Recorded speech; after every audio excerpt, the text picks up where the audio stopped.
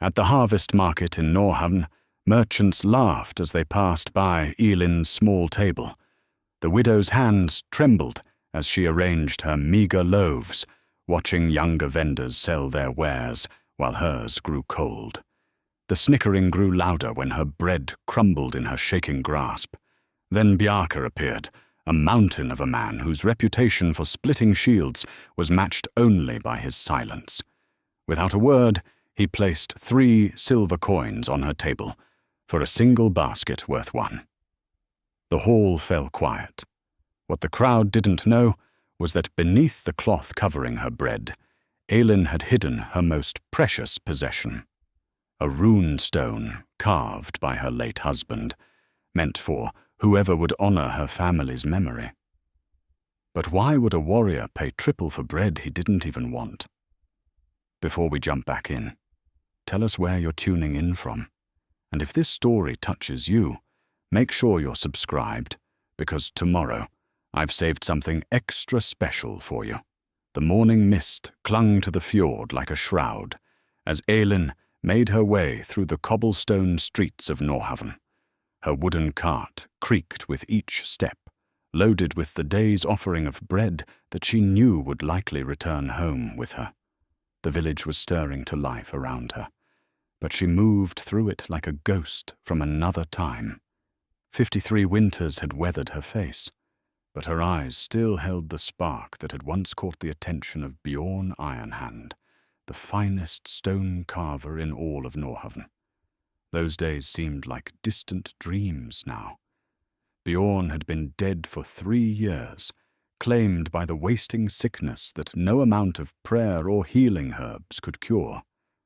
In his final weeks, when his once powerful hands could barely hold a carving tool, he had worked on something in secret. A rune stone, he told her, meant for someone special. This stone will know its master, he had whispered on his deathbed, pressing the carved artifact into her trembling hands. When the right person comes, you will know. They will see beyond the surface, beyond what others mock or dismiss. Promise me, Elin. Promise me you will wait for the one who truly sees. She had promised, though she wondered if such a person existed in a village that had grown harder and more calculating with each passing season. The harvest market had become a battlefield where only the strongest merchants thrived, and weakness was met with ridicule rather than compassion. The market hall loomed ahead, its timber frame blackened by years of hearth smoke and weather. Inside, the familiar cacophony of vendors setting up their stalls filled the air. Elin wheeled her cart to the corner spot she had occupied for the past 3 years, the same corner where Bjorn once sold his intricate stone carvings to visiting jarls and wealthy traders. "Look what the tide washed in," came the sneering voice of Torkel the grain merchant. He was a man whose prosperity had made him cruel, his success measured not just by his own gains, but by others' failures. "Still trying to pass off those sad lumps as bread, old woman?" His cronies laughed. Young men who had inherited their father's stalls and believed their good fortune made them superior. They wore fine wool tunics and silver arm rings, their tables groaning under the weight of imported goods and finest grains. To them, Elin represented everything they feared becoming: forgotten, irrelevant, powerless. "My bread feeds families just fine," Elin replied quietly, arranging her modest loaves with the same care Bjorn had once shown his stones.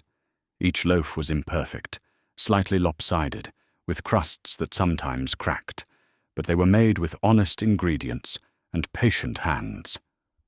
"Feeds families," Torkel scoffed. "More like feeds the pigs. I've seen Harold's swine turn their snouts up at your offerings." The laughter grew louder, emboldening others to join in. Elin had learned to let the words wash over her like rain on stone. She focused instead on the ritual of preparation, unfolding the checkered cloth that would display her wares. Beneath the main display cloth lay another, a smaller piece of fine linen that concealed Bjorn's rune stone. Every day she carried it with her, waiting for a sign that never seemed to come. The stone itself was a masterwork of craftsmanship.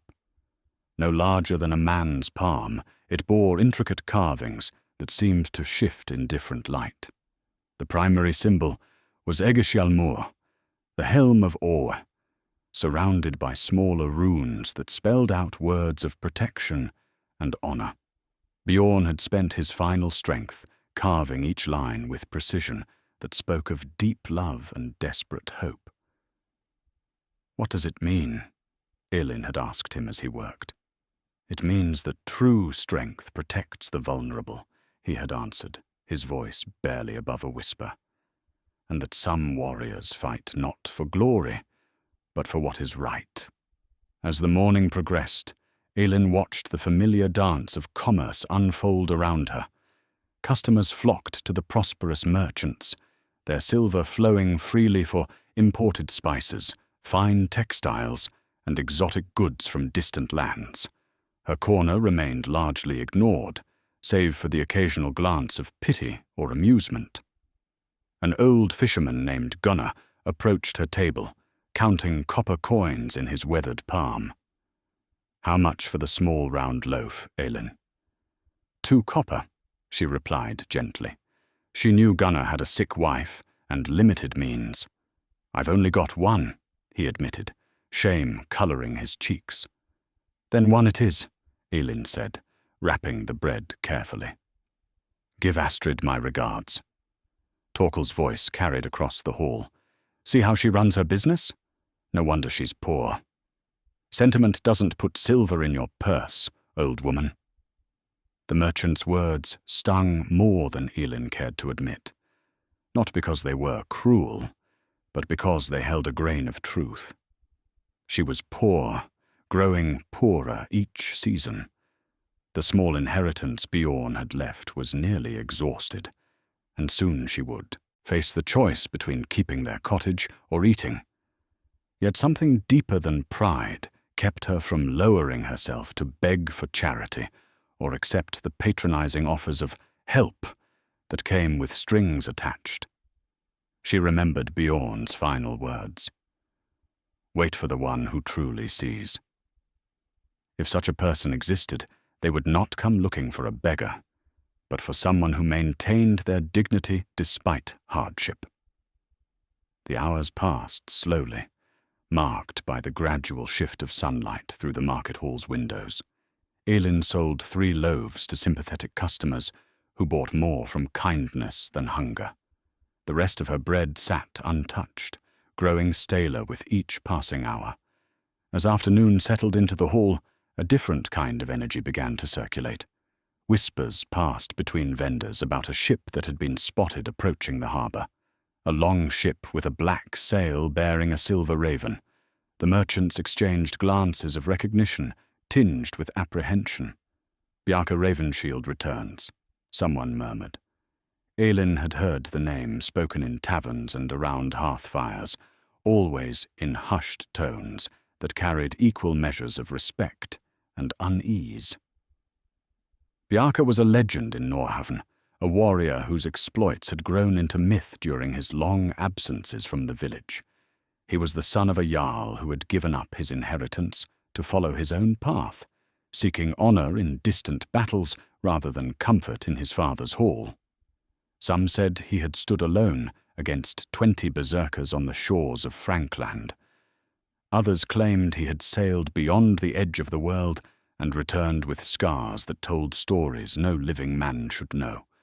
What everyone agreed upon was that Bjarke Ravenshield was not like other warriors. He fought not for gold or glory, but according to some deeper code that few understood. "Wonder what brings him back," Torkel mused, though his confidence seemed shaken by the news. Even a wealthy merchant knew better than to cross a man like Bjarke. "Perhaps he's finally come to claim his father's hall," suggested another vendor. "Old Jarl Magnus grows weaker each season." But Elin sensed something different in the air, a change that made her hand drift unconsciously toward the hidden rune stone. Bjorn had always been sensitive to such shifts, claiming he could feel important moments approaching, like changes in the weather. She had learned to trust that instinct, even when it defied logic. The sun was beginning its descent toward the horizon when the market hall's great doors opened with a resounding creak. The chatter of merchants and customers died, as if snuffed by a sudden wind. Through the doorway stepped a figure that seemed to fill the entire entrance, despite being alone. Bjarke Ravenshield stood well over 6 feet tall, with shoulders broad enough to block the light behind him. His hair was the color of autumn wheat, braided with silver rings that caught the afternoon sun. Scars marked his arms and face. Not the random wounds of a brawler, but the precise marks of a warrior who had faced death and emerged victorious. His eyes, pale blue as winter ice, swept the hall with the measured gaze of a predator assessing his surroundings. He wore simple clothes, leather breeches, a wool tunic, and a cloak fastened with a silver brooch bearing the raven symbol. No weapons were visible, yet somehow his presence suggested he needed none. This was a man who carried his reputation like armor. The hall remained silent as Bjarke moved between the stalls, his footsteps echoing on the stone floor.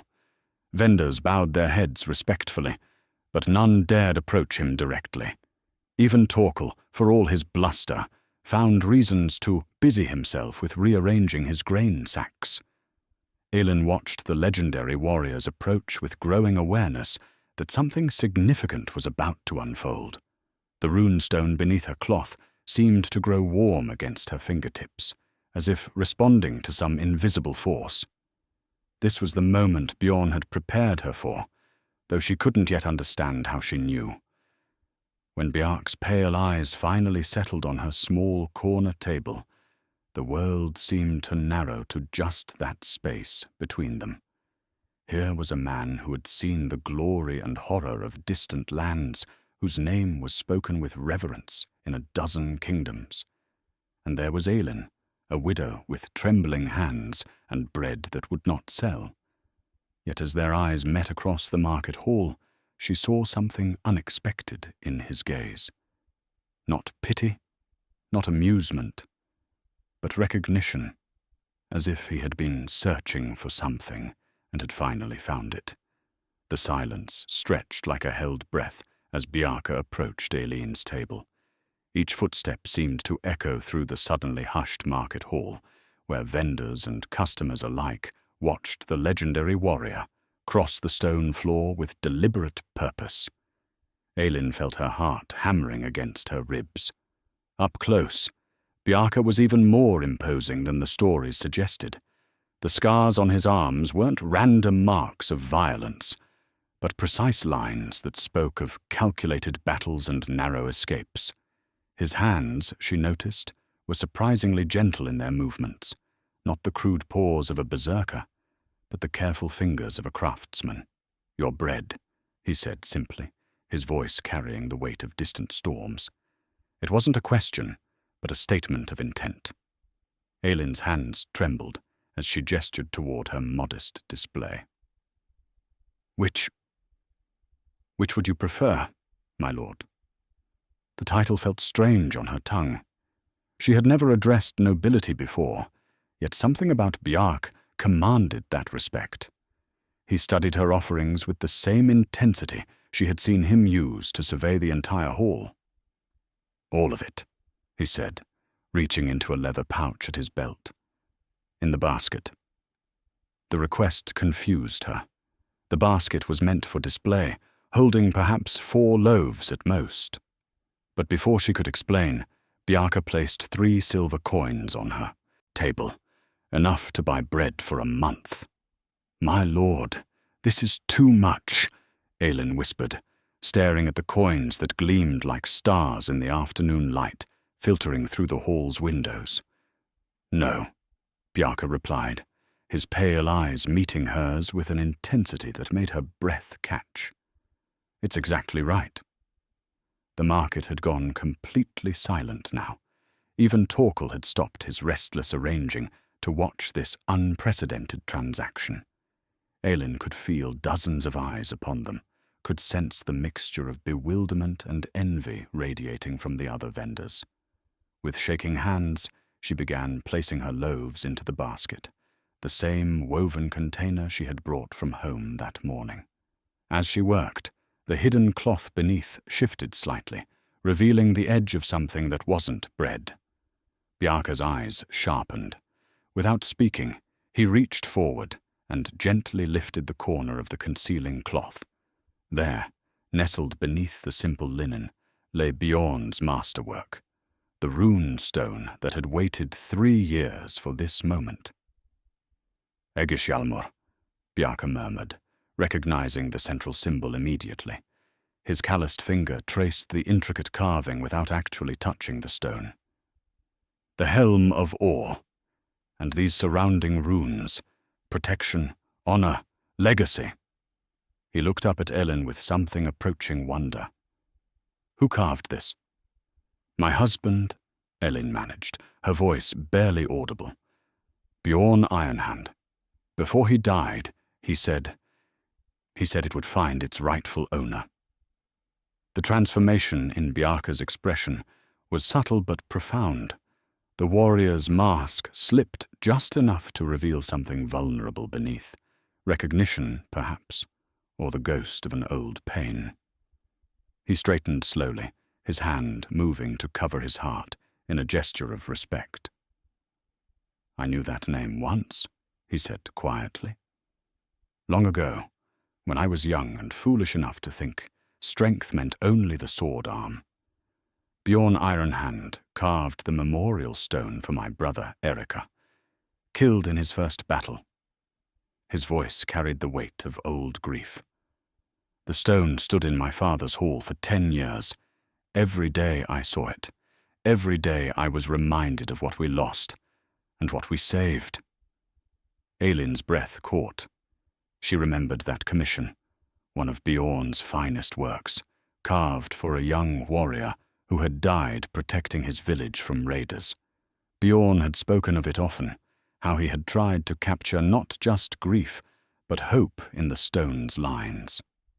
You paid him in silver, she whispered, memories flooding back. More than he asked. He said you understood that some work couldn't be measured in coin. He refused the extra payment at first, Bjarke recalled, a ghost of a smile touching his lips. Said the honor of the work was payment enough. But I insisted. Told him that true craft deserved true recognition. His eyes returned to the rune stone. It seems his wisdom outlived even his skillful hands. Around them, the market had begun to stir with whispered conversations. Torkel's voice carried above the rest, sharp with indignation. 3 silver for a basket of bread that isn't worth 1 copper? Has the great warrior's brain been addled by too many sword blows? The words hung in the air like a challenge. Bjarke's shoulders tensed slightly, but he didn't turn away from Elin's table. Instead, he carefully lifted the basket, cradling it as if it contained precious jewels rather than humble loaves and a hidden stone. Some things, he said, his voice carrying clearly through the hall, have value beyond their appearance. Some people understand honor. Others. He finally turned toward Torkel, his pale eyes holding a coldness that made the merchant step backward. Others count only coin and mock what they cannot comprehend. Torkel's face flushed red with embarrassment and anger. Around him, his cronies shifted uncomfortably, sensing the sudden shift in the hall's atmosphere.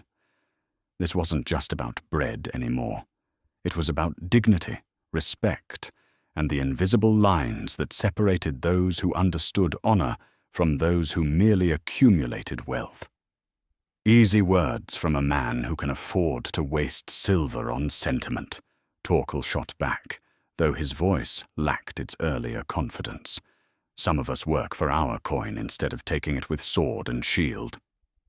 The insult was carefully crafted to wound, implying that Bjarke was nothing more than a glorified raider who stole rather than earned. In the rigid social structure of Norhaven, it was a serious accusation, one that could damage even a legendary reputation. Bjarke set the basket down gently on Elin's table and turned fully toward Torkel. The movement was fluid, controlled, but somehow contained the threat of explosive violence. When he spoke, his voice was quiet enough that the entire hall had to strain to hear. "I've earned my silver in the service of Jarls who value loyalty over profit," he said. "I've stood shield wall against enemies who would have burned villages like this to ash. I've sailed beyond the sunset and returned with honor intact." He took a single step toward Torkel. "What have you earned, merchant, besides the hatred of those you exploit?" The challenge was unmistakable. In Viking culture, such words demanded either an apology or combat. Torkel, for all his bluster, was no warrior. His face went pale as he realized he had overstepped badly. I meant no offense, my lord," he stammered, the honorific coming out strangled and reluctant. "No," Bjarke agreed mildly. "You meant to hurt an old woman who has done nothing but try to earn an honest living. You meant to mock her because her hands shake and her bread isn't perfect. You meant to display your power over someone who couldn't fight back." His voice remained soft, but every word cut like a blade. "That isn't strength, merchant. That's cowardice." Elin watched this exchange with growing amazement. No one had ever defended her, not since Bjorn's death. To see this legendary warrior stand up to the most powerful merchant in Norhaven on her behalf felt like witnessing something from the old stories, when heroes actually protected the innocent. Torkel's cronies had abandoned him now, busying themselves with their stalls and avoiding eye contact. The merchant stood alone, his earlier bravado crumbled into humiliated silence. He had gambled on publicly humbling a warrior and lost catastrophically. Bjarke turned back to Elin, lifting the basket once more. "This stone," he said quietly. "What did your husband intend for it?" Elin's throat felt tight with emotion. "He said it would recognize true strength. Not the kind that breaks shields, but the kind that protects what matters." She met his eyes, finding courage she didn't know she possessed. He said the right person would see beyond surfaces, beyond what others mock or dismiss. "And if I am that person?" Bjarke asked. "Then you already know," Elin replied, echoing words Bjorn had made her memorize. "The stone chooses its guardian, not the other way around." For a long moment, they stood in silence, while the implications settled around them like snow. This wasn't just about a transaction anymore. It was about legacy, about the passing of something precious from one generation to the next. It was about recognizing that true strength sometimes looked like an old woman selling bread at a corner table. Bjarke nodded slowly, understanding passing between them like a completed ritual. He placed the 3 silver coins in Elin's palm, his fingers briefly covering hers in a gesture of respect and protection. "Then it's settled," he said simply, lifting the basket that contained both bread and destiny. "Honor given and honor received." As he walked toward the market hall's exit, carrying Elin's offerings like sacred relics, the assembled crowd parted before him. No one spoke until the great doors had closed behind his imposing figure, leaving only the echo of his footsteps and the gleam of silver coins in an old woman's trembling hand. The silver coins felt warm in Elin's palm as she watched Bjarke disappear through the market hall doors. Around her, the normal sounds of commerce gradually resumed, but she could feel the weight of watching eyes and hushed conversations. The encounter had shifted something fundamental in the village's social landscape. "Well," said a voice beside her. Gunnar the fisherman had approached her table again, his weathered face creased with something between amazement and concern. That was something to witness. Elin carefully wrapped the remaining coins in a piece of cloth, her hand still trembling from the magnitude of what had just occurred. 3 silver pieces represented more wealth than she had seen in months, but somehow that felt like the least significant part of the exchange. Bjorn would have been proud, she murmured, thinking of her husband's conviction that the rune stone would find its proper guardian. He always believed in signs and portents. Aye, and he carved truth into stone better than any man I knew, Gunnar agreed. He lowered his voice, glancing around to ensure they weren't overheard. But Elin, you've made an enemy today. Torkel doesn't forgive public humiliation, especially not from someone he considers beneath his notice. The warning chilled her more than she cared to admit. In the euphoria of Bjarke's recognition and defense, she had momentarily forgotten the practical realities of her situation. The legendary warrior would soon leave Norhaven again, as he always did. But she would remain here among people who might now see her as a threat to their established order. "What choice did I have?" she asked quietly. The stone chose him, just as Bjorn said it would. I couldn't ignore that sacred trust. Gunnar nodded, understanding, though worry still marked his features.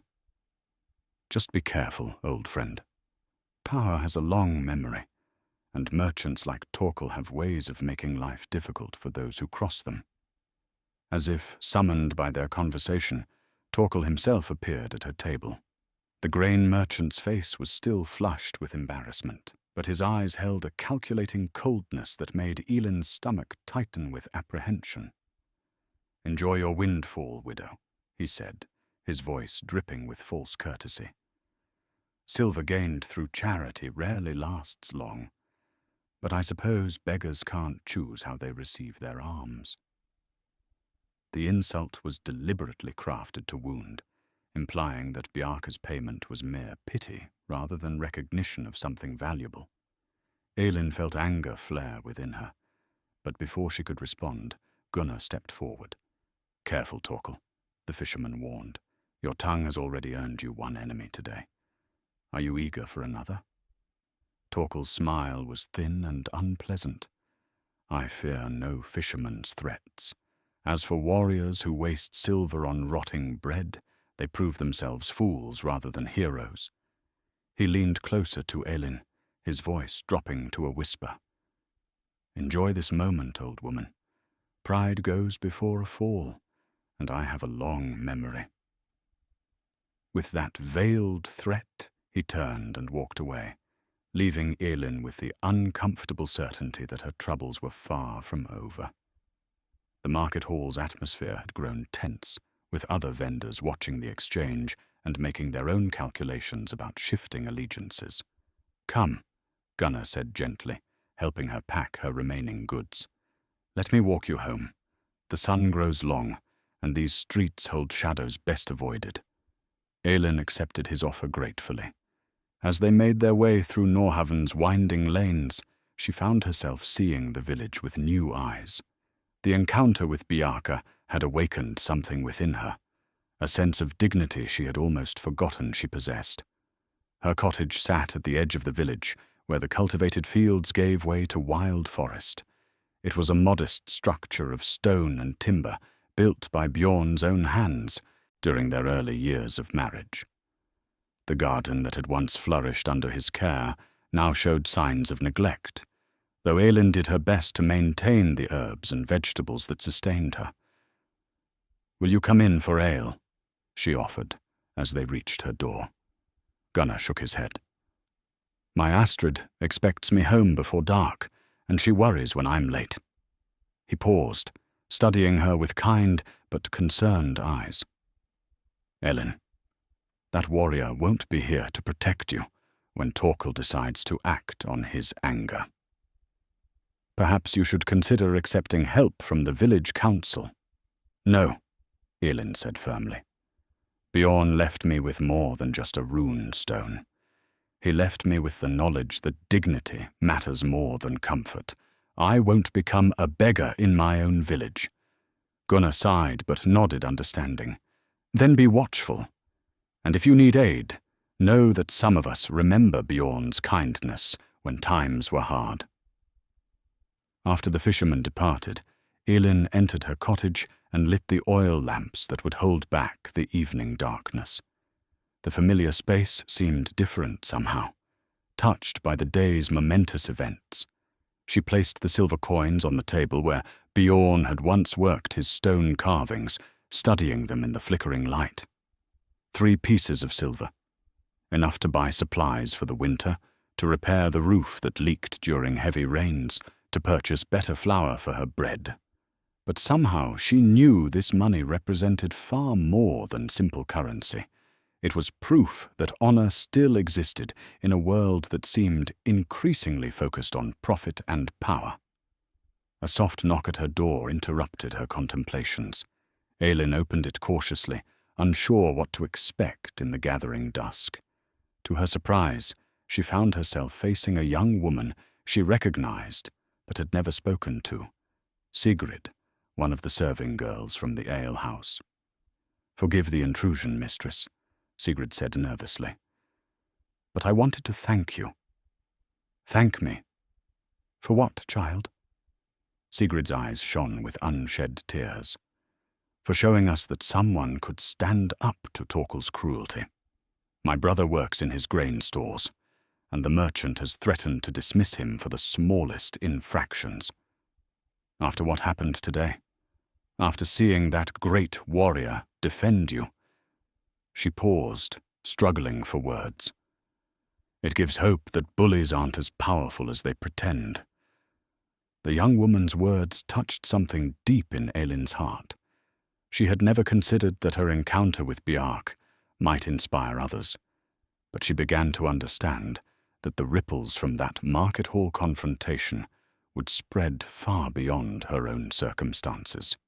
"Your brother is welcome to work in my garden," Elin offered impulsively. "I can't pay much, but honest labor deserves honest wages, and I could use help preparing for winter." Sigrid's face brightened with gratitude. "He would be honored, mistress. And if you need anything at all, please know that some of us haven't forgotten what kindness looks like." After the girl departed, Elin found herself standing in her doorway, looking out at the village lights beginning to twinkle in windows across Norham. The encounter with Bjarke had awakened something more than personal dignity. It had reminded her that resistance to cruelty could inspire others to find their own courage. But as she prepared for bed that night, Gunnar's warnings echoed in her mind. Torkel was not a man to forgive public humiliation easily, and she was still a vulnerable widow, living alone at the village's edge. The silver coins might provide temporary security, but they couldn't protect her from a determined enemy's malice. Still, as she touched the place where the rune stone had rested in her basket, Elin felt a strange sense of peace. Bjorn had been right. The stone had found its guardian, and in doing so, had awakened forces that neither she nor Torkel could fully control. Whatever came next, she would face it with the dignity that her husband had carved into stone, and that a legendary warrior had recognized in a simple market transaction. The morning brought unexpected visitors to Elin's cottage. She was tending her herb garden when she heard the creak of cartwheels on the lane outside. Peering through the wooden gate, she saw Magnus the blacksmith approaching with his apprentice, both men's faces grave with purpose. "Mistress Elin," Magnus called out, removing his leather cap in respectful greeting. "Might we have a word?" She welcomed them into her courtyard, noting how the blacksmith's eyes swept the cottage's surroundings with the practiced gaze of a man accustomed to assessing structural weaknesses. His apprentice, a sturdy young man named Olaf, carried a satchel that clinked with the sound of metal tools. "We've come to offer services," Magnus said, without preamble. "Your roof needs attention before the autumn storms, and that garden gate hangs crooked on its hinges. No payment required. Call it respect for Bjorn's memory and admiration for yesterday's courage." Elin felt her throat tighten with emotion. In the 3 years since her husband's death, she had grown accustomed to managing alone, accepting that help often came with uncomfortable obligations. This offer felt different, freely given, without expectations. "That's generous beyond measure," she replied carefully, "but I won't accept charity disguised as friendship." Magnus laughed, a sound like iron ringing on anvil. "Who said anything about charity? You showed the whole village that dignity matters more than silver yesterday. That lesson is worth more than any payment I might ask." He gestured toward her cottage. "Besides, Bjorn once mended my son's broken arm when the village healer was away. Some debts transcend coin." As the men set to work, Elin found herself experiencing something she had almost forgotten, the comfort of community. Magnus sang old working songs as he hammered loose shingles back into place, while Olaf carefully rehung her gate with new iron fittings that would last another generation. Their presence seemed to give other villagers permission to approach. Throughout the morning, a steady stream of visitors appeared at her gate. Old Astrid the weaver brought wool yarn dyed in rich autumn colors. Eric the carpenter's wife delivered fresh bread that actually rivaled what Elin baked herself. Even young Harold, barely old enough to grow his first beard, appeared with an armload of seasoned firewood. "What's all this?" Elin asked Harold, as he stacked the wood against her cottage wall. The boy's face reddened with embarrassment, but his voice held firm conviction. "My father says yesterday you reminded us what our grandparents fought for when they settled this land. He says dignity defended is dignity preserved for everyone." Each visitor shared similar sentiments: gratitude for her courage in standing up to Torkel's cruelty, appreciation for showing them that resistance was possible. Elin began to understand that her encounter with Bjarke had touched something deep in Norhaven's collective memory, awakening values that had been buried beneath years of increasing merchant dominance. But with the support came warnings. Magnus pulled her aside as he finished securing the last roof timber. "Torkel's been making visits of his own today," the blacksmith said quietly. "Went to see the village council this morning, then spent time with the tax collector. Word is he's claiming you've been evading proper payments on your market stall." The accusation was both predictable and dangerous. Market taxes were one of the few tools the merchant class could use to pressure those they considered threats. If Torkel could convince the authorities that Elin owed back payments, or if he could arrange for her stall fee to be raised beyond her means, he could effectively banish her from the market. "The tax collector knows my payments are current," Elin said, though uncertainty crept into her voice. "Bjorn always kept careful records." "Aye, but records can be challenged, and witnesses can be found to support any claim if the price is right," Magnus replied grimly. "Torkel has deep pockets and influential friends. You'll need to be clever to outmaneuver him." As afternoon approached, another unexpected arrival drew Elin's attention. A young woman approached her gate leading a horse that bore the markings of Jarl's household, silver bridle fittings, and a saddlecloth embroidered with raven designs. "Mistress Elin," the woman called out, "I am Thora, servant to Lady Ingrid. My mistress requests your presence at her hall this evening." The invitation surprised Elin.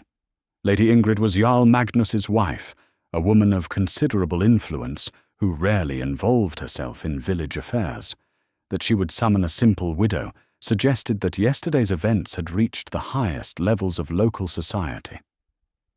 "May I ask the nature of this invitation?" Elin inquired. Thora's expression remained diplomatically neutral. My lady wishes to discuss matters of mutual interest.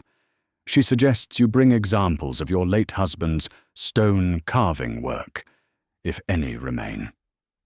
After the messenger departed, Elin spent the remainder of the day in anxious preparation.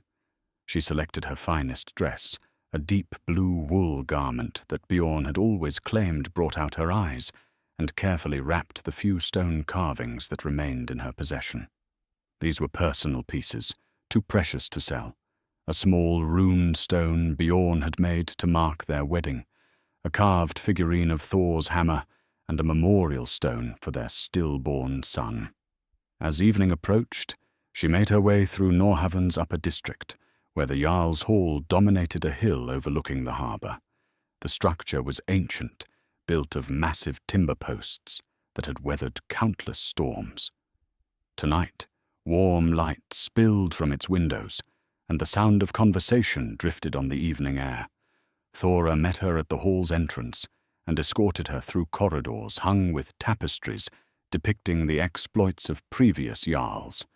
The great hall itself was magnificent. High-vaulted ceilings supported by carved pillars, walls lined with shields and weapons, and a central hearth that could roast an entire ox. Lady Ingrid waited beside that hearth, her silver hair braided with golden threads that caught the firelight. She was a woman of perhaps 50 winters, with the bearing of someone accustomed to command, but also the intelligence to know when gentleness served better than authority. Elin Bjornsdotter, she said warmly, rising from her carved chair. Please, sit with me. We have much to discuss. As they settled beside the fire, Lady Ingrid studied the stone carvings that Elin had unwrapped with reverent care. Her fingers traced the intricate patterns of the wedding stone, and her eyes softened with something approaching wonder. Remarkable work, she murmured. I've seen pieces by the finest craftsmen in Denmark and Norway. But this captures something beyond mere skill. It holds the carver's heart. Bjorn poured his soul into every stone, Elin agreed. He said that true carving wasn't about shaping rock, but about releasing the spirit that already lived within it. Lady Ingrid nodded, understanding.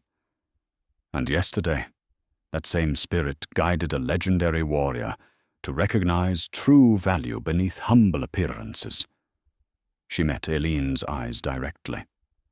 My husband's hall has need of someone who understands both craft and dignity. We would offer you a position overseeing our household artisans, a role that would provide security and honor in equal measure. The offer was generous beyond Elin's dreams, yet something made her hesitate. And in return, my lady? In return, you would help us remember what this village once valued before merchants like Torkel convinced us that profit mattered more than principle. Lady Ingrid's voice carried quiet steel. Yesterday's events have reminded many of us that true strength protects rather than exploits. The warmth of Lady Ingrid's offer hung between them like the hearth-fire's glow, yet Elin found herself studying the flames rather than immediately accepting. Security, honor, protection, everything she had lost since Bjorn's death was being offered freely. Yet something deep within whispered caution. You hesitate, Lady Ingrid observed gently. May I ask why? Elin chose her words carefully. Your offer is more generous than I deserve, my lady. But yesterday taught me that some battles must be fought where they begin. If I retreat to the safety of your hall, what happens to those who cannot follow? What becomes of young Sigrid, or Magnus's apprentice, or the others who found courage in seeing dignity defended? Lady Ingrid's eyes sharpened with interest. You speak of responsibility to those beneath your station. An admirable sentiment, but perhaps unwise. Torkel has already begun moving against you. Then let him move, Elin replied, surprised by her own conviction. Bjorn always said that running from a fight meant losing something more valuable than the battle itself. You lose the knowledge that you could have stood your ground. A new voice entered the conversation from the shadows beyond the firelight. Wise words from a woman who understands what most warriors never learn. Bjarke emerged from an alcove where he had apparently been listening, still wearing the simple clothes from the previous day, but somehow commanding the great hall's space merely by his presence. Lady Ingrid smiled as if his appearance had been expected. "I thought you might find this conversation enlightening," she said to the warrior. "Elin speaks of duty to community in terms that would make the old heroes proud." Bjarke approached their chairs, the rune stone visible in his palm. The carved artifact seemed different now, warmer somehow, as if accepting its new guardian had awakened something within the ancient symbols. "I've spent the day learning about your husband's legacy," he told Elin. "Not just his stone carving, but his character. The memorial he created for my brother was only one of dozens he made for families who couldn't afford proper payment. He fed children during the hunger winter 5 years past, used his savings to buy grain when Torkel hoarded his supplies to drive up prices." Elin felt tears threatening at these memories of her husband's generosity. He said a man's true wealth was measured in the lives he touched with kindness. Yet Torkel has convinced the village council that such kindness was foolish waste, Lady Ingrid interjected. He argues that sentiment weakens trade, that emotional decisions lead to poverty and ruin. Bjarke's expression darkened. "I've seen kingdoms fall because their leaders valued gold over loyalty, profit over honor. Torkel's philosophy breeds the kind of rot that destroys communities from within. Which is why your position yesterday was so significant," Lady Ingrid continued, addressing Elin directly. "For yours, Torkel has used his wealth to silence opposition. Fear of economic consequences has made cowards of otherwise decent people. But when a legendary warrior publicly chose dignity over profit, it reminded everyone that some things cannot be bought or intimidated." The conversation was interrupted by urgent footsteps in the corridor outside. Thora appeared at the hall's entrance, her face flushed with exertion and worry. "My lady," she called breathlessly. "Riders approach bearing Torkel's banner, 12 men, armed and moving with purpose toward the widow's cottage." The news sent ice through Elin's veins. While she had been discussing philosophy by a warm fire, Torkel had been assembling forces to act against her directly. The realization that she had underestimated his willingness to use violence struck her like a physical blow. Bjarke was already moving, his hand instinctively reaching for weapons that weren't there. "How long until they arrive?" "Perhaps half an hour, my lord," Thora replied. "They ride slowly, as if unconcerned about pursuit or resistance." Lady Ingrid rose from her chair with the fluid grace of someone accustomed to crisis. "This escalates beyond simple merchant rivalry. Armed men moving against a widow in the night. This approaches outright lawlessness." "What can they claim as justification?" Elin asked, though part of her already knew the answer. "Tax evasion, market fraud, theft of public funds. Torkel will have prepared documents supporting whatever charges serve his purpose," Bjarke replied grimly. "The specific accusations matter less than the show of force. He means to demonstrate that crossing him carries consequences." Elin felt the weight of responsibility settling on her shoulders like a stone cloak. Her choice to accept Bjorn's sacred trust, to stand with dignity against mockery, had led to this moment of violence, threatening not just herself, but potentially the entire village. "I should return home," she said quietly. "Face whatever comes with the same courage that Bjorn carved into his rune stone." "No," Bjarke said firmly. You should survive to continue the fight he began. Dead martyrs inspire songs, but living examples inspire action. Lady Ingrid nodded agreement. My husband's guards can escort you to safety. There are rooms in our hall where even Torkel's influence cannot reach. But Elin was already shaking her head. Don't you see? If I run now, his victory becomes complete.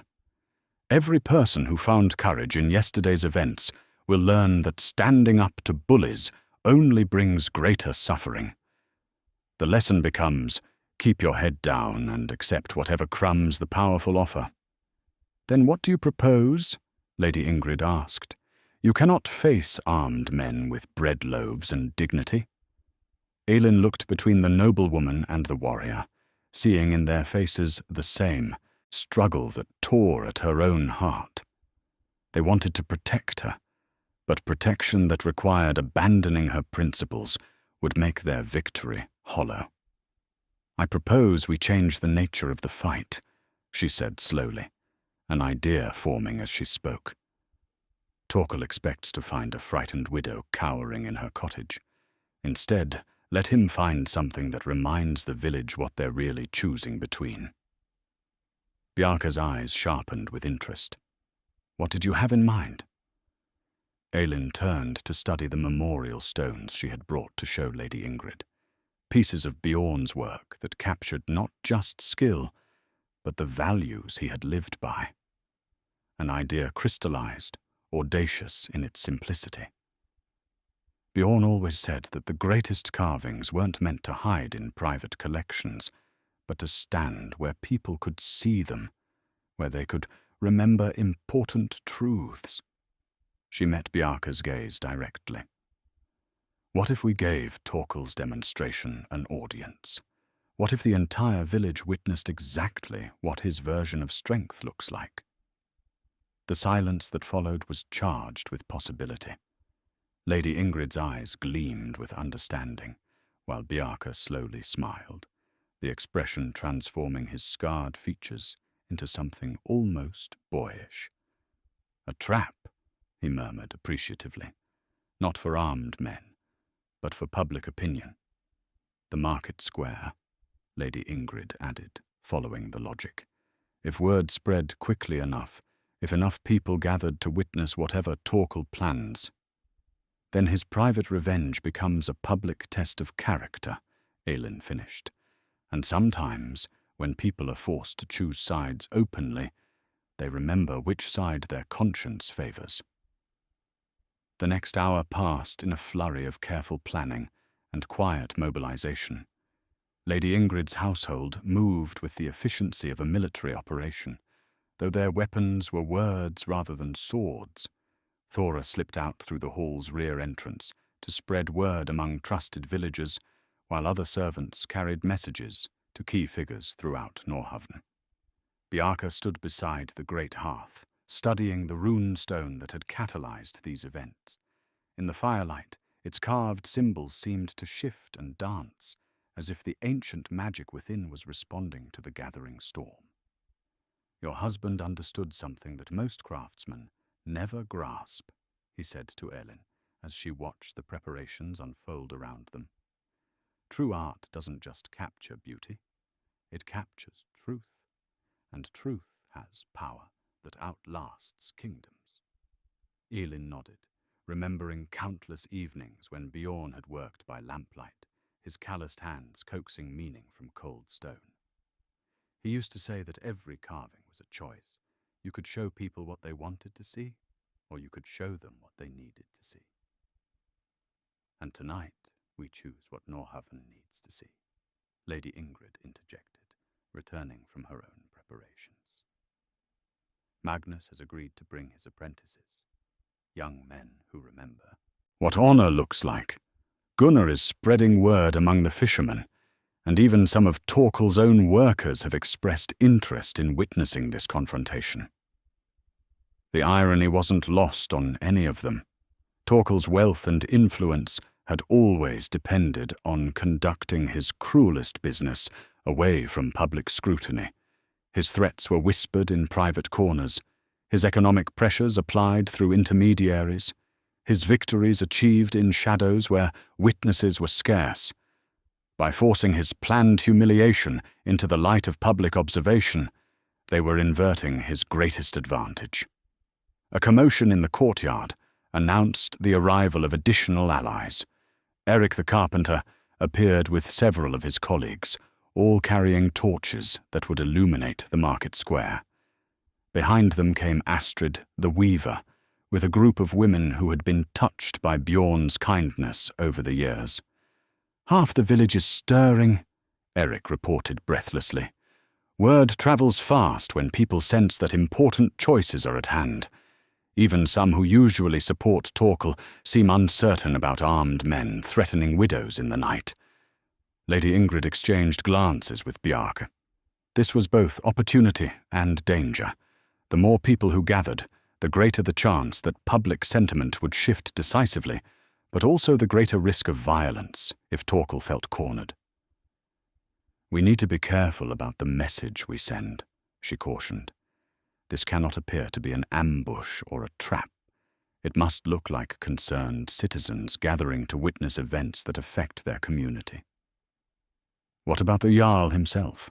Elin asked. "Will he intervene if things turn dangerous?" Lady Ingrid's expression grew carefully neutral. "My husband walks a delicate line between maintaining order and respecting the autonomy of the merchant class. He cannot be seen as taking sides in what Torkel will certainly characterize as a legitimate business dispute, but—" She paused meaningfully. "He also cannot ignore lawlessness that threatens village peace." The subtle message was clear. Jarl Magnus would allow events to unfold naturally, but if Torkel's actions crossed certain lines, official intervention would follow. It was a calculated gamble that required events to play out in exactly the right way. As they prepared to leave the hall, Bjarke pulled Elin aside for a private word. His pale eyes held a gravity that made her stomach tighten with apprehension. "You understand the risks we're taking?"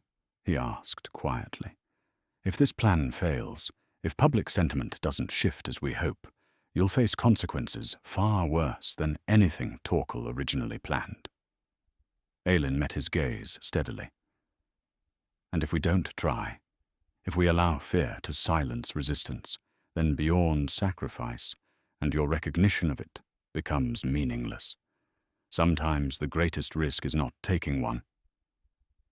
Bjarke nodded slowly, and she saw something in his expression shift, respect deepening into something, approaching admiration. "Your husband chose his guardian well. The rune stone will be honored by carrying your courage forward." They made their way through Norhaven's darkened streets in small groups, taking different routes to avoid appearing organized. The autumn night was crisp and clear, with stars gleaming like scattered silver coins across a velvet sky. In other circumstances, Elin might have found the evening peaceful, even beautiful. Instead, every shadow seemed to hold potential threats. Every distant sound might herald approaching violence. The market square was already showing signs of unusual activity when they arrived. Torches flickered to life around its perimeter, as villagers gathered in small clusters, their voices hushed but urgent. Magnus the blacksmith had positioned himself near the hall's entrance, his massive form and steady presence serving as an anchor for nervous citizens. Young Sigrid appeared at Elin's side, her face flushed with excitement and fear. "Mistress, are you certain about this? Torkel has promised harsh consequences for anyone who interferes with his business tonight." "Then perhaps it's time Torkel learned that his business affects more people than he realizes," Elin replied, though her own heart hammered with anxiety. "Sometimes standing up to bullies requires accepting risk that standing down avoids." As more villagers arrived, the character of the gathering became clear. These weren't rabble-rousers or troublemakers, but ordinary people who had grown tired of watching cruelty go unchallenged. Fishermen stood beside craftsmen, serving women clustered with farmers' wives, and even some younger merchants, those who remembered what trade looked like before Torkel's influence dominated the market, showed faces in the torchlight. Bjarke moved through the crowd like a calming presence, his reputation serving to reassure nervous participants that this gathering had protection beyond mere numbers. When he spoke to individuals, his words were measured and clear. They were there to witness, not to fight. Violence would only serve Torkel's purposes by allowing him to claim victimhood. The waiting was the hardest part. As minutes stretched toward the anticipated arrival time, tension grew thick enough to cut. Some villagers fidgeted nervously, others whispered prayers, and a few looked ready to flee at the first sign of trouble. But they stayed, held together by something stronger than fear, the shared recognition that this moment would define what kind of community Norhaven chose to be. Finally, the sound they had all been dreading echoed from the village's main thoroughfare. The rhythmic clatter of hoofbeats and the jingle of weapons and harness. Torkel's force was approaching, unaware that their target had chosen to make her stand not in the isolation of her cottage, but in the heart of the community they all shared.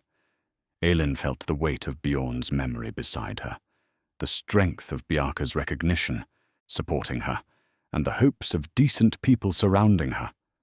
Whatever came next would test more than her individual courage. It would reveal whether Norhaven still possessed a collective soul worth saving. The riders emerged from the shadow of the main thoroughfare like figures from a nightmare, their torches casting dancing shadows across the cobblestones. But as they entered the market square and saw the assembled crowd, their confident advance faltered. Torkel had clearly expected to find a deserted plaza and a cowering widow, not dozens of witnesses watching from the flickering circle of torchlight. At the head of the group rode Torkel himself, his merchant's robes replaced by a mail shirt that gleamed dully in the firelight. Behind him came armed men that Elin recognized with growing horror, not local bullies or hired thugs, but hardened warriors bearing the wolf banner of Jarl Sven Bloodaxe, Torkel's cousin from the northern settlements. "This escalates beyond village politics," Bjarke murmured, his hand instinctively moving to where his sword would normally hang. "Those are seasoned fighters, not merchant guards." Lady Ingrid's face had gone pale with realization. If Sven's warriors are here, then this was never about market disputes or tax collection. This is something far more dangerous. Torkel dismounted with theatrical flourish, clearly determined to salvage his plan despite the unexpected audience. His eyes swept the gathered villagers with barely concealed fury, before settling on Elin with malicious satisfaction. "Citizens of Norhaven," he called out, his voice carrying clearly across the square. "You witness tonight the enforcement of lawful justice against one who has defrauded our community." He gestured toward one of the warriors, who produced a scroll bearing official seals. "By order of the regional magistrate, the widow Elin stands accused of harboring stolen property, evading lawful taxes, and conspiring with enemies of the crown." The accusations hung in the night air like poison smoke. Around the square, villagers shifted nervously as the implications became clear. These weren't simple merchant disputes. They were treasonous charges that could result in exile or death. But even as fear rippled through the crowd, something else stirred. Old Magnus stepped forward from his position near the market hall, his blacksmith's shoulders squared with defiant courage. "What stolen property?" he demanded loudly. "What conspiracy? Name these crimes with specifics, merchant, or admit that you bring false accusations." Torkel's smile was cold as winter sea. The rune stone she carried yesterday, carved with symbols of the old religion, banned by royal decree 3 summers past. Possession of such artifacts constitutes rebellion against Christian law. The accusation struck like lightning. In recent years, the kingdom had indeed moved to suppress the old ways, declaring traditional rune stones and pagan symbols illegal. But the law was selectively enforced, often ignored in rural areas where old customs died hard. That stone was her husband's work, Magnus protested, but uncertainty crept into his voice. The legal ground had suddenly shifted beneath their feet.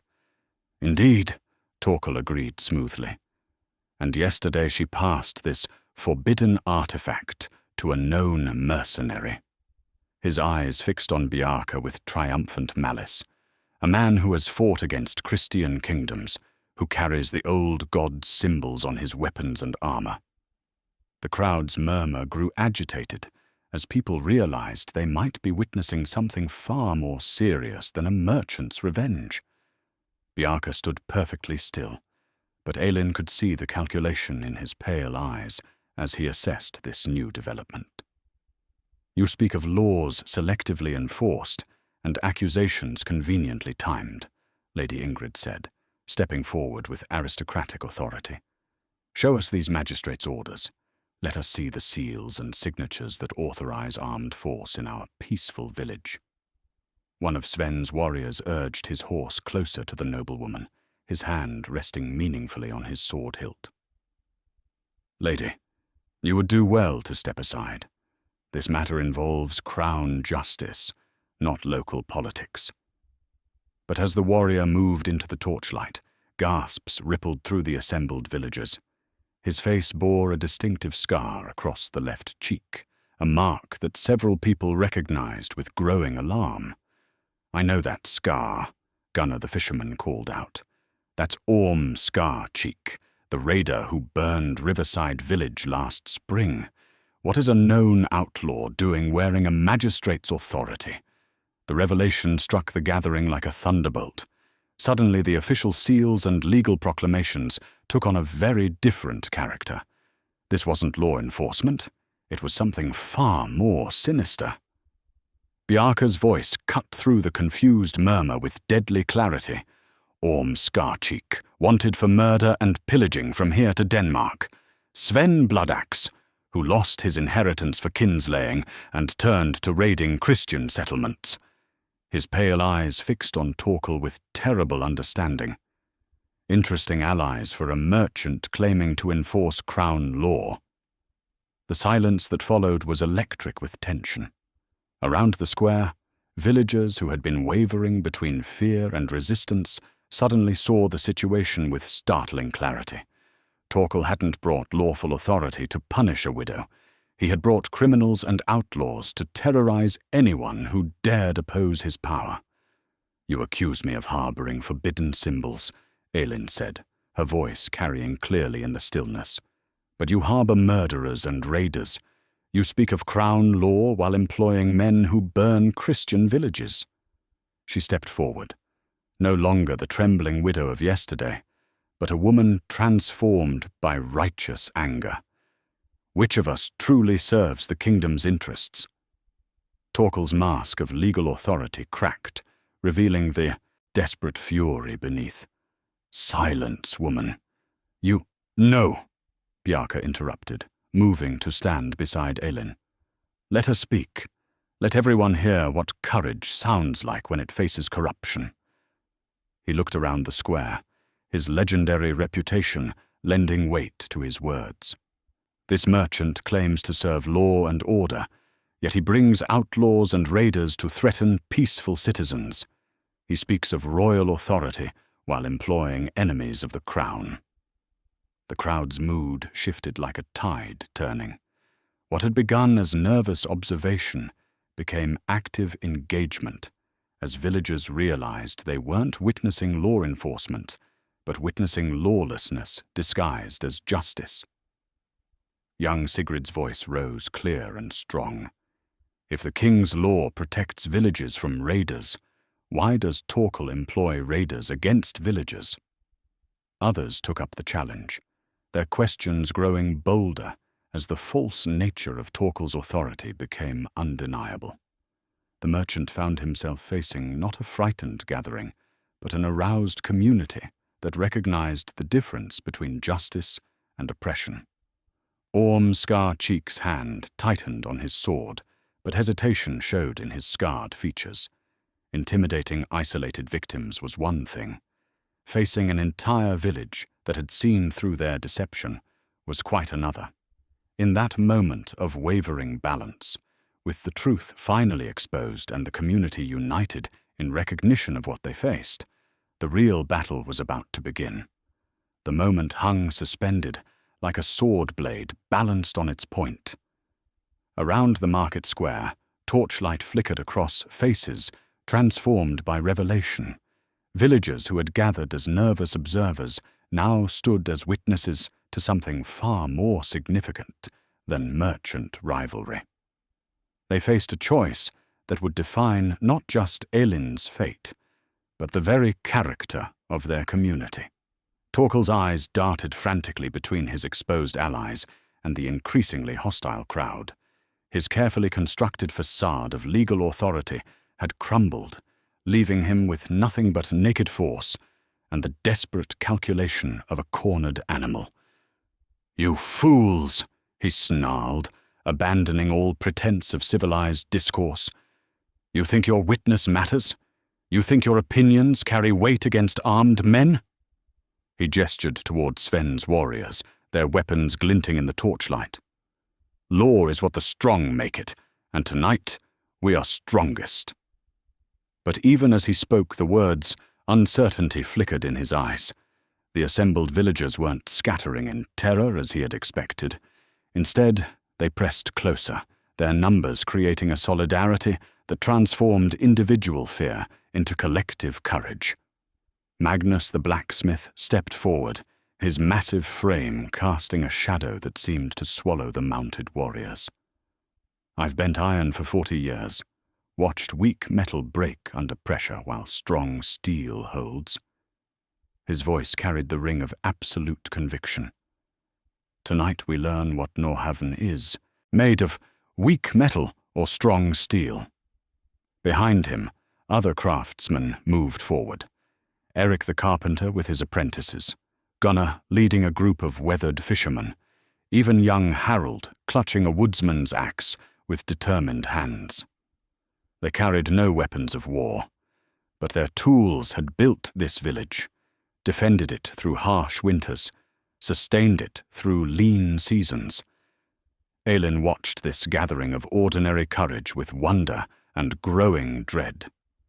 These people were risking everything, their livelihoods, their families' security, perhaps their lives, to stand with her against forces they could not possibly defeat in open combat. The weight of their sacrifice pressed against her heart like a stone. "Please," she called out, her voice catching with emotion. "This isn't your fight. I won't have your blood on my conscience for the sake of an old woman's pride." But Bjarke placed a gentle hand on her shoulder, his pale eyes reflecting torchlight like winter stars. "Look around you," he said quietly. "This stopped being about you the moment Torkel brought criminals to terrorize honest citizens. Now it's about whether Norhaven will tolerate lawlessness disguised as authority." Lady Ingrid had been silent during the confrontation's escalation, but now she moved to position herself where both crowds could see her clearly. Her aristocratic bearing commanded attention even from Sven's hardened warriors. "Scar-Cheek," she called out, her voice carrying the unmistakable authority of nobility. "You stand accused of burning Riverside Village, of murdering innocent families, of crimes that carry a bounty of 50 silver pieces on your head." She paused, letting the implications settle. "Do you truly believe that attacking citizens under my husband's protection will improve your circumstances?" The scarred raider's horse shifted nervously beneath him, responding to its rider's uncertainty. He had made his living through surprise attacks on unprepared settlements, not through open confrontation with aroused communities backed by Jarl's authority. "Your husband isn't here," Torkel sneered, but his voice lacked its earlier confidence. And Jarls have been known to change their minds when faced with accomplished facts. Have they? Lady Ingrid smiled, the expression holding all the warmth of a blade's edge. How interesting that you should mention accomplished facts. She gestured toward the darkness beyond the market square. Because my husband's house guards should be arriving any moment to investigate the disturbance. Imagine their surprise at finding wanted criminals in our peaceful village. As if summoned by her words, the rhythmic sound of marching feet echoed from multiple directions. Torches appeared in the streets leading to the square, not the chaotic approach of raiders, but the disciplined advance of trained soldiers. Sven Bloodaxe cursed fluently in 3 languages as he realized the trap closing around his small force. What had seemed like easy intimidation of helpless villagers had become a tactical nightmare, outnumbered, surrounded, and exposed in the middle of hostile territory. "You planned this," Torkel accused, his face twisting with rage and desperation. "This was never about justice or dignity. It was about destroying me." Elin stepped forward, drawing strength from the community that surrounded her and the memories of Bjorn's unwavering principles. "No, Torkel. This was about you destroying yourself. Every cruel word, every threat, every act of petty tyranny. You built this moment piece by piece." The first of Jarl Magnus's guards emerged into the square, their mail and weapons gleaming in the torchlight. Captain Leif, a grizzled veteran whose loyalty to the Jarl was absolute, surveyed the scene with professional assessment. "Lady Ingrid," he called respectfully, "we heard reports of armed disturbances threatening village peace." "Indeed, Captain," she replied formally. "We have identified several wanted criminals operating under false authority, threatening honest citizens with violence." The legal framework was falling into place with inexorable precision. What Torkel had conceived as private revenge, protected by bought authority, was becoming a public trial, observed by the entire community and adjudicated by legitimate law enforcement. But cornered animals were most dangerous, and Sven's warriors still outnumbered the guards who had arrived so far.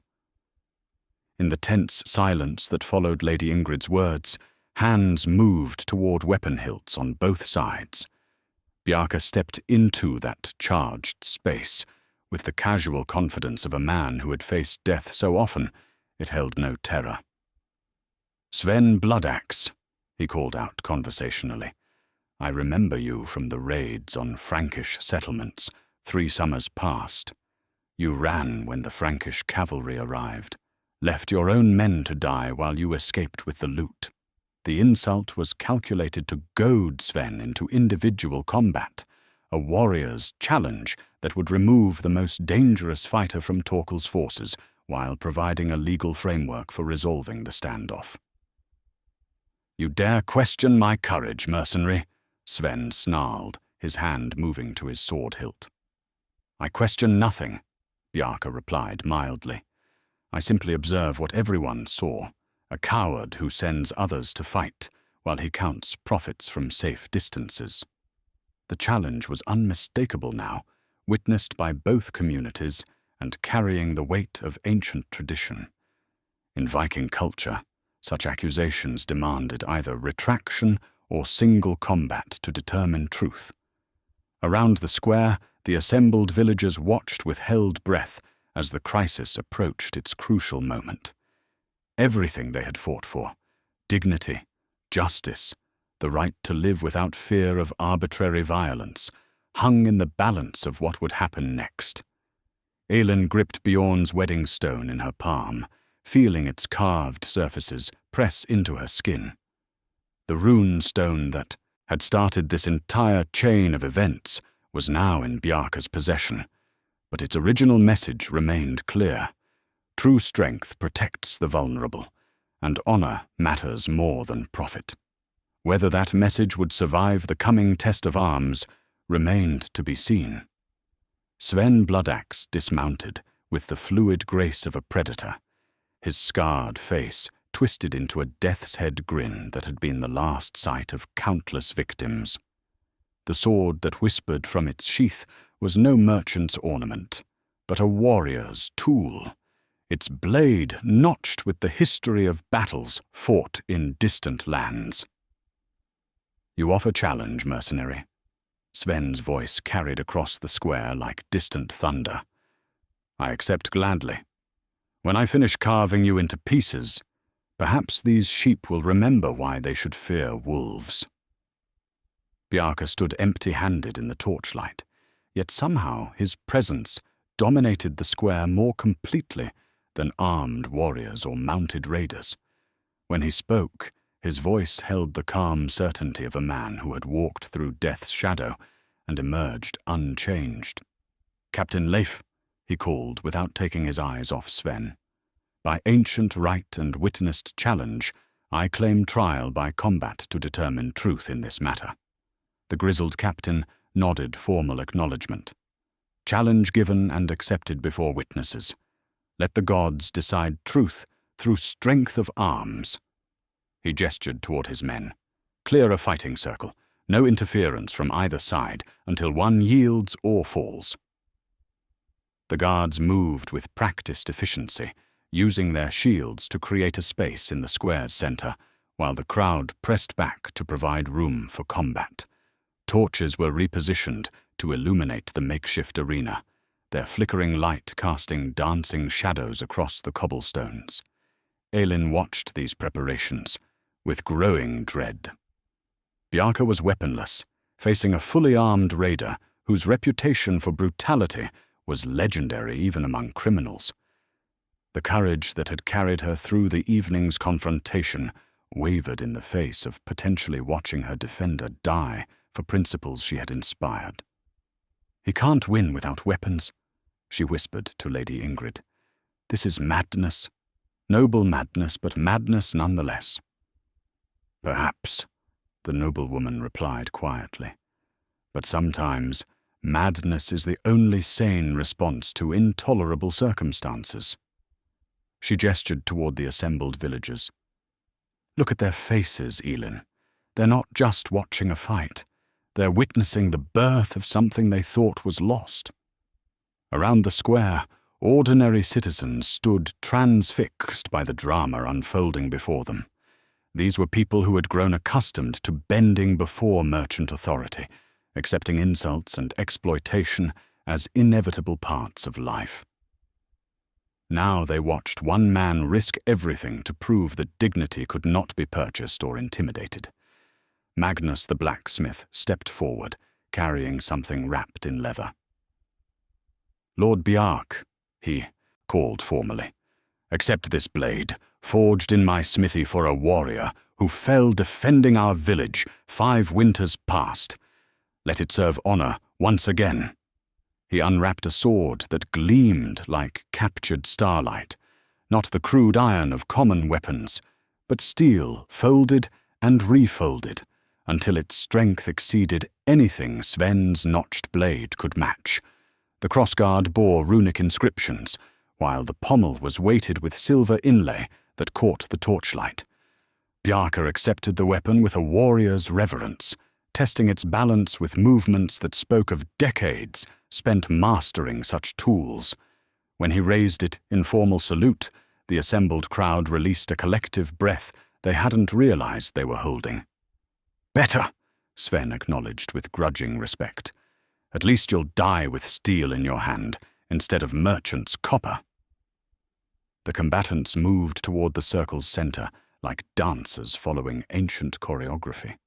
This wasn't mere violence, but ritual, a formal process for determining truth when words had failed and only action remained. Sven attacked first, his blade whistling through the air in a horizontal cut designed to disembowel his opponent.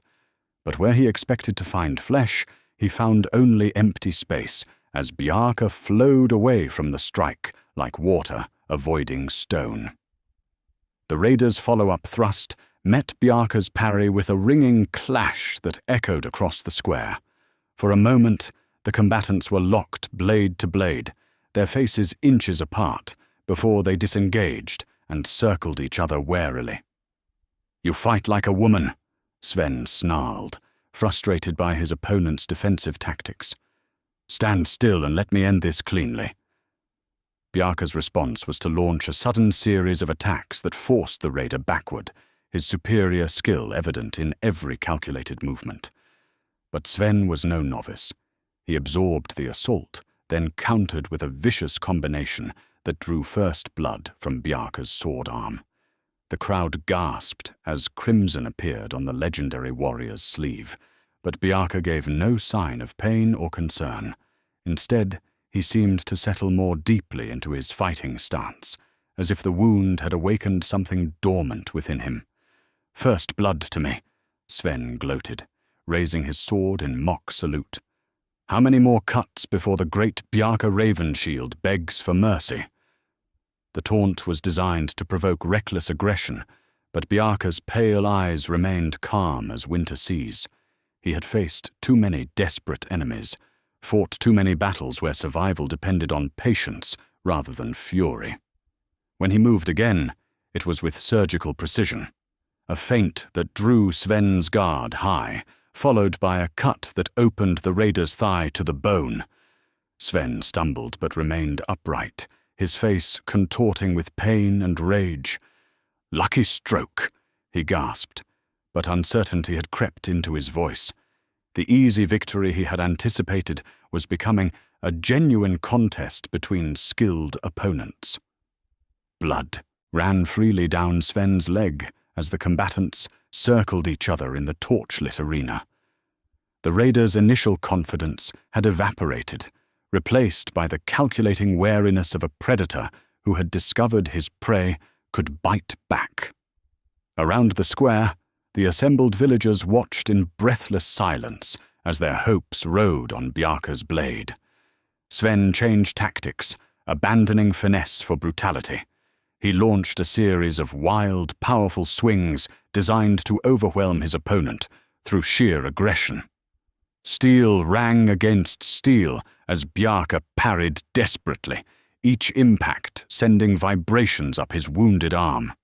"Is this how you fought the Frankish knights?" Sven panted between attacks, "cowering behind your guard like a frightened child?" But the taunt revealed more about Sven's desperation than Bjarke's strategy. The raider was expending energy faster than he could sustain, his wounded leg forcing him to compensate with upper body strength that would soon fail him. Bjarke waited, absorbing punishment while watching for the inevitable moment when fury would overcome judgment. When it came, he was ready. Sven overextended on a massive overhead blow that would have split a man in half, had it connected. Instead, Bjarke sidestepped and thrust upward, his blade finding the gap beneath the raider's arm, where mail failed to protect soft flesh. The steel slid between ribs with surgical precision, piercing lung and heart in a single devastating strike. Sven's eyes widened in shock as his sword tumbled from nerveless fingers. He stood swaying for a heartbeat before collapsing to the cobblestones, his blood spreading in dark pools around the fallen blade. The silence that followed was absolute. Even the torches seemed to burn quieter as the implications settled over the square like settling snow. Sven Bloodaxe, the terror of a dozen settlements, lay dead by a single precise thrust from a man who fought with the calm certainty of absolute skill. Bjarke cleaned his blade on the dead raider's cloak before sheathing it with ceremonial deliberation. When he looked up, his pale eyes found Torkel among the shocked witnesses. "Your champion is dead," he said simply. "Your authority was false, your accusations proven lies by trial of combat. What say you now, merchant?" Torkel's face had gone ashen as he realized the complete collapse of his position. Without Sven's warriors to enforce his will, without legal authority to justify his actions, he faced a community that had seen through his deceptions and found courage to resist. "This proves nothing," he stammered desperately. "One man's sword arm doesn't determine truth or law. But it does determine justice," Captain Leaf interrupted, stepping forward with official authority. "Trial by combat has spoken. The accusations against the widow Elin are proven false, and you stand revealed as one who consorts with known criminals." He gestured toward his guards. "Torkel Eriksson, you are under arrest for conspiracy, false witness, and disturbing the peace." The merchant's remaining allies, those few warriors not already fleeing into the night, made no move to resist as the guards surrounded their former employer. The sight of Sven's corpse had drained whatever fight they might have possessed. But even as justice closed around Torkel, his eyes blazed with unrepentant fury. "You think this ends anything?" he snarled at Elin. "You think one night's courage makes you strong? I have allies beyond this village, connections that reach—" His words were cut off as Bjarke moved with lightning swiftness, grasping the merchant's throat in one powerful hand. When he spoke, his voice carried the cold certainty of a man who had killed without hesitation moments before. "Your threats end here," he said quietly. "Any harm that comes to this woman or her allies will be answered in kind. And unlike your hired criminals, I don't run when faced with real opposition." The threat was unmistakable and absolute. Torkel had gambled everything on intimidation and violence, only to discover that some opponents were more dangerous than any force he could bring to bear. As the guards led the defeated merchant away, the assembled villagers began to stir from their shocked silence. What had begun as nervous observation had become witness to something unprecedented: the complete reversal of established power through courage, community solidarity, and the ancient justice of trial by combat. Elin found herself surrounded by neighbors she barely knew, all eager to offer congratulations and support. But her eyes remained fixed on Bjarke, who stood cleaning the last traces of blood from his sword with methodical precision. The legendary warrior had risked his life for principles embodied in an old woman's dignity and a dead craftsman's carved stone. That he had survived was miraculous enough. That he had triumphed so decisively seemed almost mythical in its completeness. 3 months had passed since the night that transformed Norhan's understanding of courage and community. The autumn storms had given way to winter's first snow, blanketing the village in pristine white that seemed to symbolize the fresh start that had emerged from that confrontation in the market square. Elin stood in her garden, now expanded and thriving under the care of willing hands that had appeared after Torkel's defeat. Young Harold and Magnus's apprentice had rebuilt her fence with iron fittings that would last generations, while Sigrid's brother had proven as skilled with plants as he was reliable in character. The cottage that had once seemed destined for decay now gleamed with fresh timber and secure foundations. But the most significant change was invisible: the atmosphere of the village itself. Where once merchants like Torkel had ruled through fear and economic pressure, a different spirit now prevailed. The market hall buzzed with fair dealing and honest commerce, overseen by a council that included craftsmen and common citizens alongside the wealthy traders. Bjarke emerged from the cottage, carrying 2 steaming cups of ale, his movements still bearing the controlled grace of a legendary warrior, but tempered now with something approaching peace. The wound from his duel had healed cleanly, leaving only a thin scar to join the others that marked his skin like a history of battles fought and survived. "The Jarl's messenger brought interesting news," he said, settling beside Elin on the bench that overlooked her flourishing garden. "Torkel's trial is complete. Exile and forfeiture of property, with compensation paid to those he wronged. Elin nodded thoughtfully. Justice had moved slowly but thoroughly through the proper channels, unraveling the web of corruption and false dealing that had sustained the merchant's power. More importantly, the trial had established legal precedents that would protect other communities from similar predation. "And his allies?" she asked, scattered to the winds. Orm-Scar-Cheek's death seems to have convinced the others that raiding peaceful villages carries risks they hadn't considered. Bjarke smiled, the expression transforming his weathered features.